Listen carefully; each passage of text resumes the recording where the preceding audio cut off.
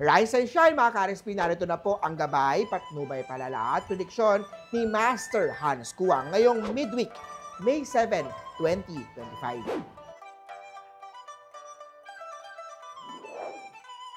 Para sa mga pinanganak ng Year of the Rat. Sa love life kailangan ng pasensya at understanding para magtagal ang relasyon. Tandaan na patience and persistence turn challenges into growth. Orange at 9. Kay Ox naman tayo, kung may hindi pagkakaintindihan, pag-usapan ito ng mahinahon. A calm heart leads to clear conversations. Purple at 4. Kay Year of the Tiger naman tayo, sa wealth, mag-invest sa mga bagay na magbibigay ng long-term na kita.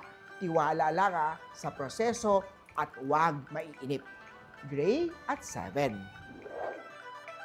Kay Year of the Rabbit naman tayo, alisin ang mga work-related na bagay sa iyong silid, tulugan, para mapanatili ang good energy. A peaceful space, nurture a peaceful mind. Green at 3. Sa mga Dragon naman tayo, tiwala ang pundasyon sa anumang relasyon. So keep it sacred. Trust is the invincible thread that keep your love intact. Gold at 8.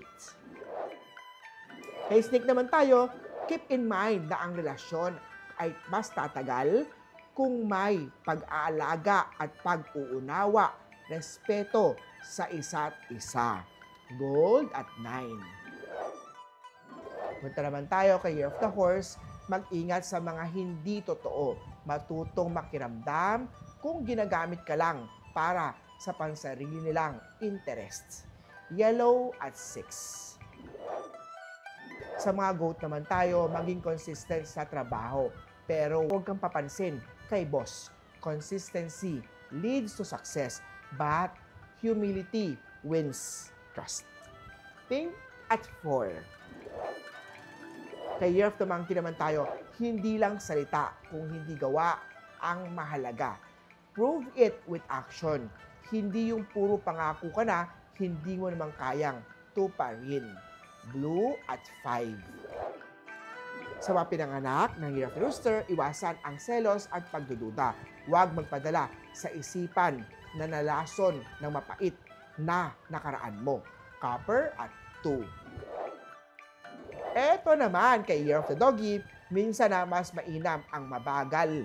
Maraming nagkakamali kapag nagmamadali. Haste often brings regret, while patience brings clarity. Red at 1. Para naman sa Year of the Pig, don't let pressure get to you.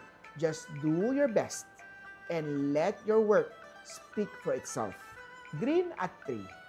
Muli po, ito po yung mga gabay, patnubay, palala at prediction lamang ni Master Hans Kuwang. Nasa inyong mga kamay, nasa lalay ang inyong tagumpay.